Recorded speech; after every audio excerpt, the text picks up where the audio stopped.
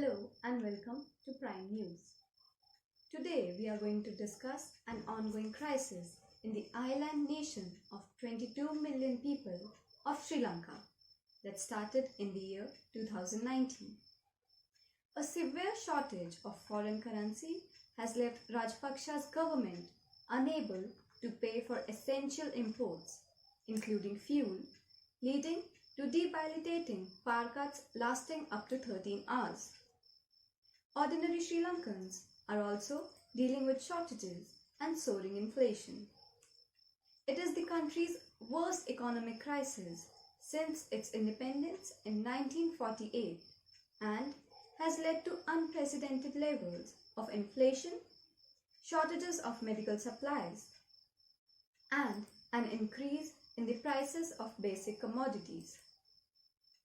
President Gotabaya Rajapaksa has called on the army to manage the crisis by rationing the supply of various essential goods.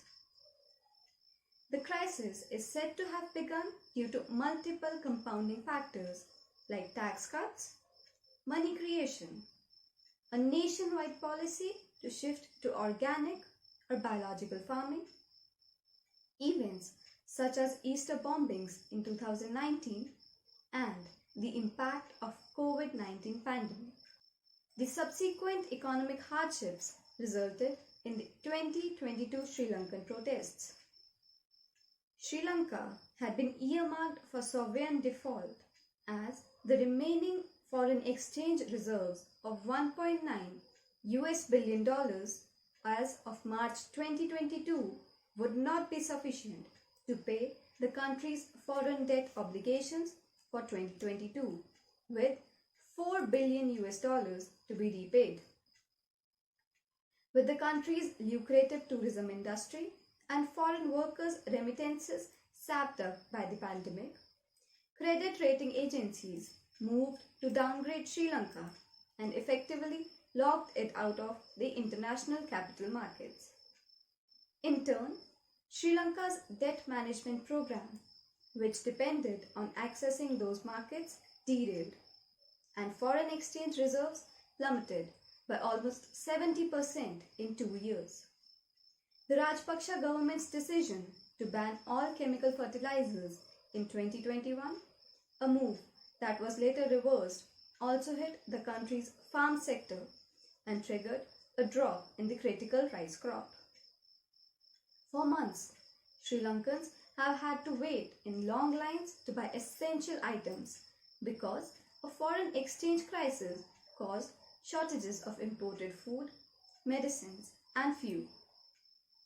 The government needed to boost its revenues, especially as foreign debt ballooned for big infrastructure projects. Some financed by Chinese loans, but just days into his presidency, Rajapaksa pushed through the largest tax cuts in Sri Lankan history. The move sparked quick punishment from the global market.